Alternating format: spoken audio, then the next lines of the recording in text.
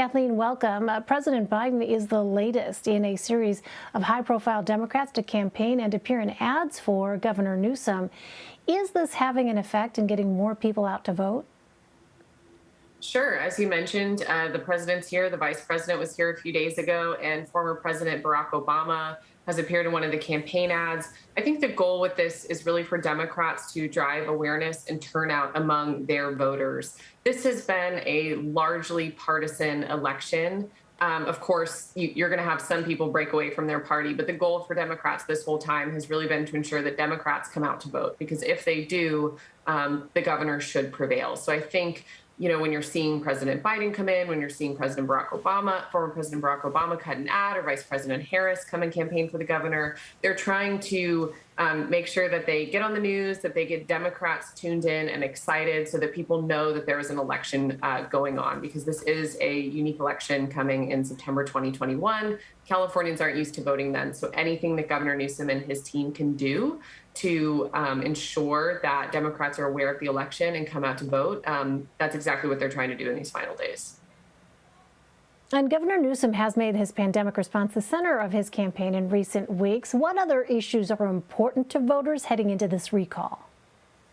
Sure. I think that some of it is really in the eye of the beholder. So the people who started this recall election campaign, they actually started it before the pandemic. They filed their papers back in February of 2020. So, that was before the pandemic really became a full-fledged crisis in the United States. And at the time, they were upset about the governor's handling of immigration and of homelessness and crime. And when you talk to a lot of Republican voters who support this recall, many of them say that, they didn't like the governor regardless of how he handled the pandemic, right? They point to what they see as an overall deteriorating quality of life in California. But for other voters, they may have been angered by the governor's pandemic response. Kids spent most of the last year out of school. A lot of businesses were shuttered. So that may be driving some people to support the recall. But on the flip side, as you mentioned, the governor really has made the pandemic and his response a central piece of his campaign. And recent polling does show that a majority of Californians approve of his handling of the pandemic. So I think that he's hoping that ultimately that will help him, stand up against this recall. So former President Trump issued a statement Monday claiming, without providing evidence, that the recall election is rigged. Republican candidate Larry Elder also suggested this, but later walked that back. I wonder, Kathleen, are there any data on this? Do many California voters believe this election is unfair or rigged?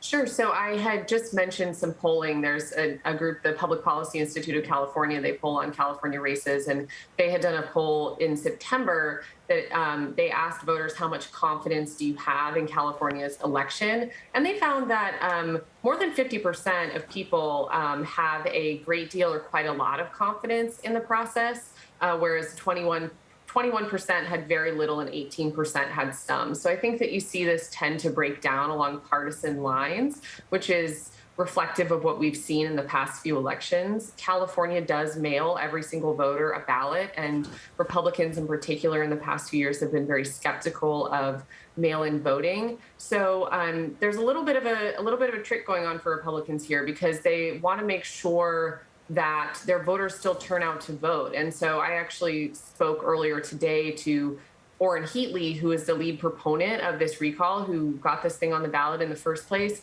And he's a Republican. He had supported President Trump, but he told me that he really wishes that President Trump would stay out of it, because he doesn't want his comments and any comments alleging potential fraud to undermine people's faith in the election, because he's worried that that could mean that Republicans don't show up to vote. So a little bit of a double-edged sword with these claims and comments of fraud.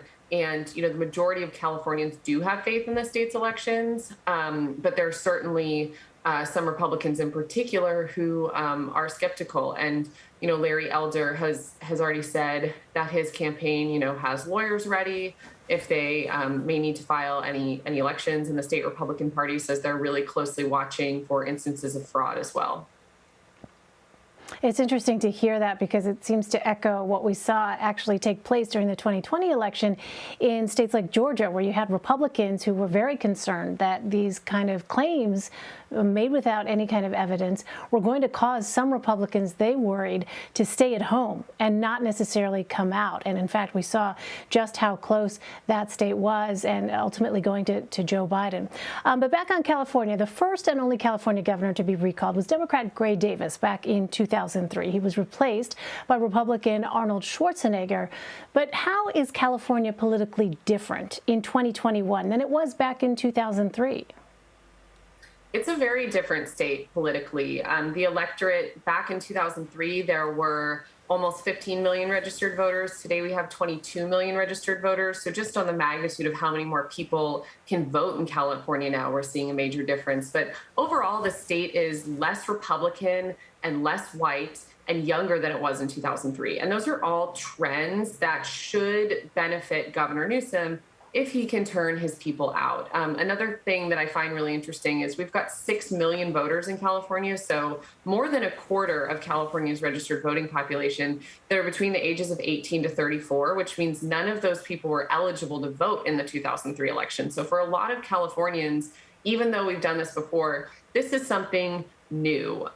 We've also seen, Republicans used to make up about 35% of the electorate in 2003. Today, they're only about 24 to 25% of the electorate, where Democrats remain in the mid-40s. And so the Republicans definitely have an uphill climb into being successful with this. And we've also seen our Latino and Asian voting populations grow. Latinos now make up 40% of California. That's larger than any other racial or ethnic group.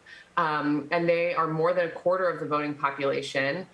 Asian Americans are more than 10% of the voting population. And both of those groups, that's higher than it was in 2003. So we're really looking at an electorate that has shifted and changed. California is often a little bit ahead of sort of demographic shifts from the rest of the country. So, we're going to eventually see the voting population across the country become less white overall as our demographics shift. And we've sort of seen that already in California. And it really does give the Democrats more advantages going into this. But of course, demographics alone aren't going to determine who wins this election. But that is sort of an interesting data point to see how our state has really changed in the past 18 years. It really is interesting. It'll be fascinating to see how this all plays out. Kathleen Ronayne. Kathleen, thanks very much. Thanks for having me.